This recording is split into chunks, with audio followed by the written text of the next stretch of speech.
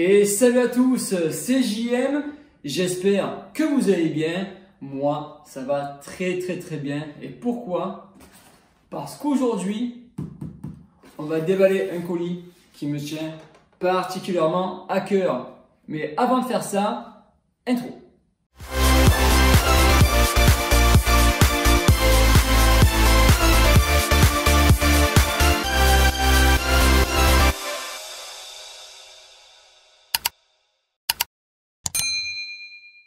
Comme je vous l'ai expliqué, aujourd'hui, déballage d'un colis très spécial. Allez, sans plus attendre, on va arrêter de parler et on va déballer ce colis. Comme vous pouvez le voir, je déballe en direct. Il n'a pas été ouvert. Ça fait plusieurs semaines que je l'ai reçu. Donc là, sincèrement, je vous garantis que je suis totalement impatient de l'ouvrir avec vous.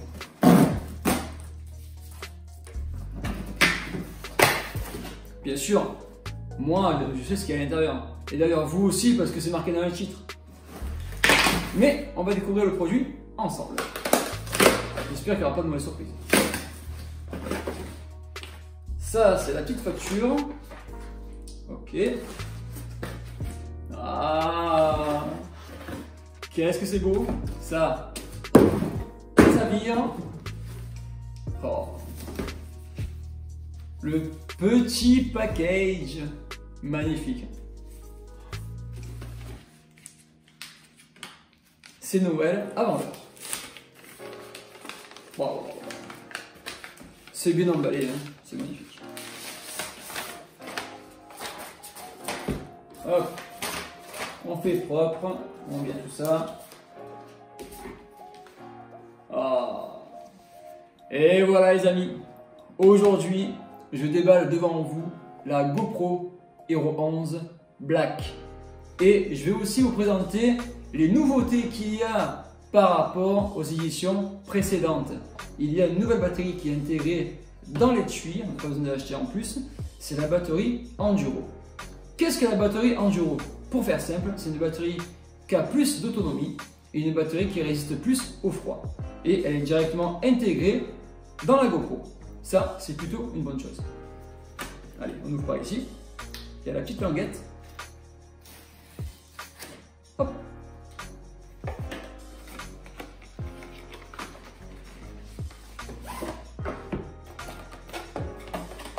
Ça, on va laisser ici. Ça va faire joli. Et voilà, l'étui de la GoPro Hero 11. Et quand on l'ouvre,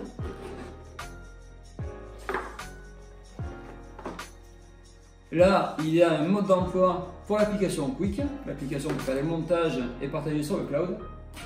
Et sinon, à l'intérieur, voilà ce que vous pouvez retrouver. La merveilleuse GoPro Hero 11 Black. Elle est trop belle. Alors, qu'est-ce qu'on retrouve? On retrouve le câble pour le brancher à l'ordinateur, une fixation incurvée,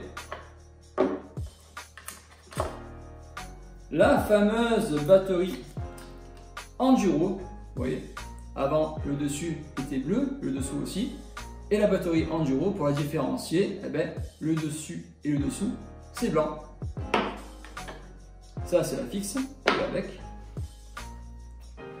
Et voici la caméra. C'est vraiment bien emballé, hein, vous voyez. Il y a un petit papier qui est juste autour de la caméra pour éviter de l'endommager pendant le transport. Ils prennent vraiment soin des envois GoPro. Alors, parce qu'on peut remarquer sur cette caméra par rapport à la caméra, par rapport à la version 9 ou 10, en fait la taille ne change pas. Il y a juste le petit 11 Black qui est écrit sur le côté en bleu.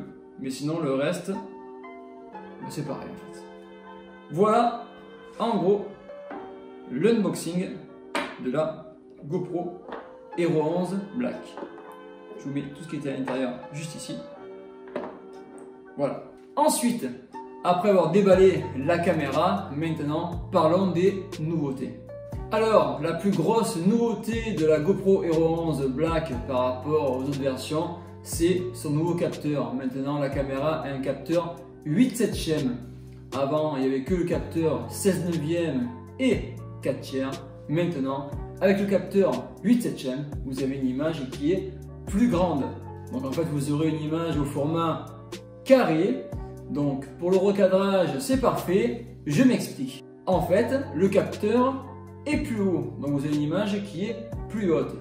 Ça va servir à quoi tout ça? En fait, c'est très simple. Ça va servir à ne plus choisir entre filmer en horizontal ou en vertical. On peut souvent avoir ce dilemme, notamment pour certains réseaux sociaux où le format vertical est privilégié. Mais maintenant, avec ce format 8/7, plus besoin de choisir entre filmer horizontalement ou verticalement. En filmant avec ce nouveau format, vous filmez naturellement vos scènes et puis après, en recadrage, vous pouvez sortir une image aussi bien verticale qu'horizontale.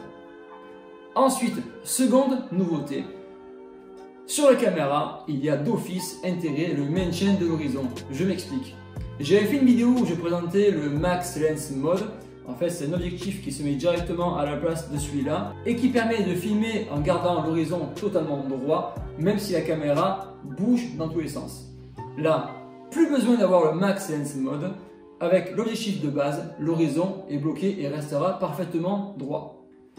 Allez, c'est parti, troisième nouveauté et pas des moindres, parce que là, attention, on est à la 5e génération de la stabilisation. On a l'Hypersmooth 5.0.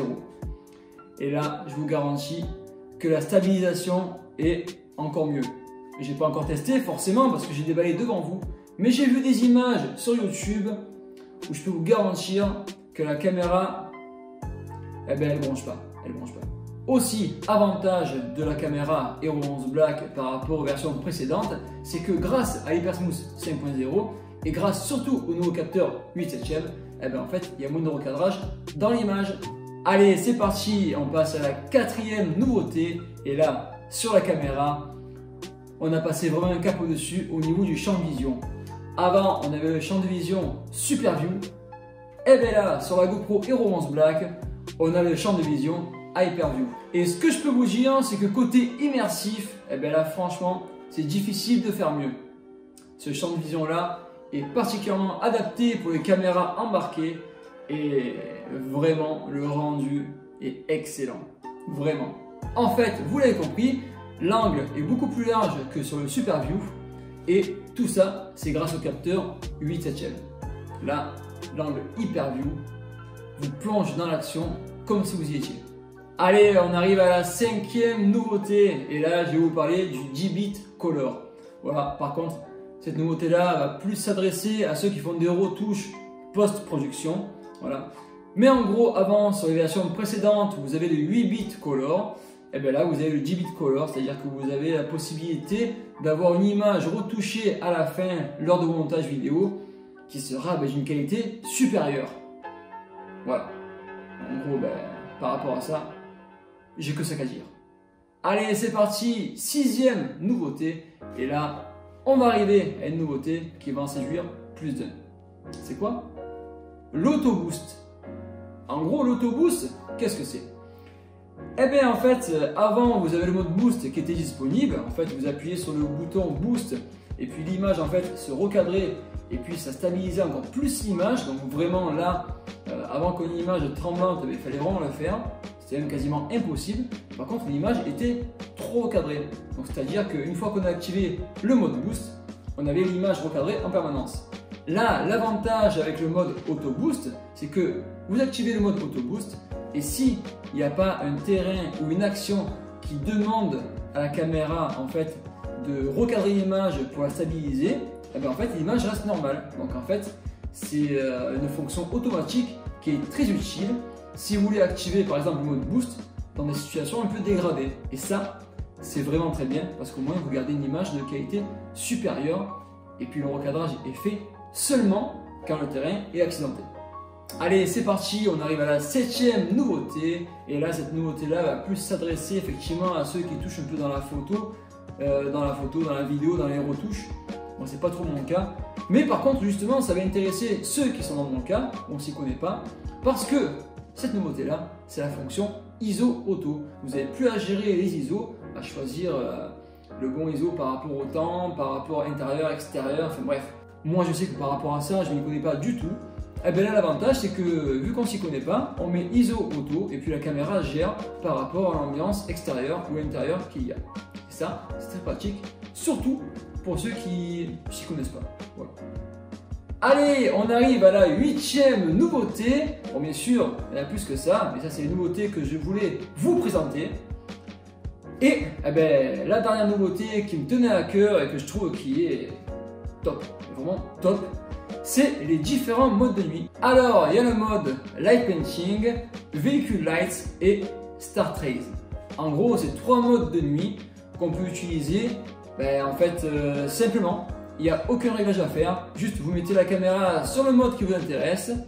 Et puis après, vous appuyez sur le bouton enregistrer et la caméra fait tout toute seule. Alors qu'avant, pour faire des vidéos comme ça, il fallait filmer, puis après passer sur un logiciel de montage et après faire quelques bidouilles, quelques retouches. Bref, c'était quand même plus compliqué que là. Alors, pour conclure cette vidéo, qu'est-ce qu'on pourrait dire? C'est que cette nouvelle caméra propose quand même quelques nouveautés qui sont, pour ma part, je trouve incontournables. Pour moi, la plus grosse nouveauté et le plus gros plus de la caméra par rapport aux autres, c'est le nouveau capteur 8/7.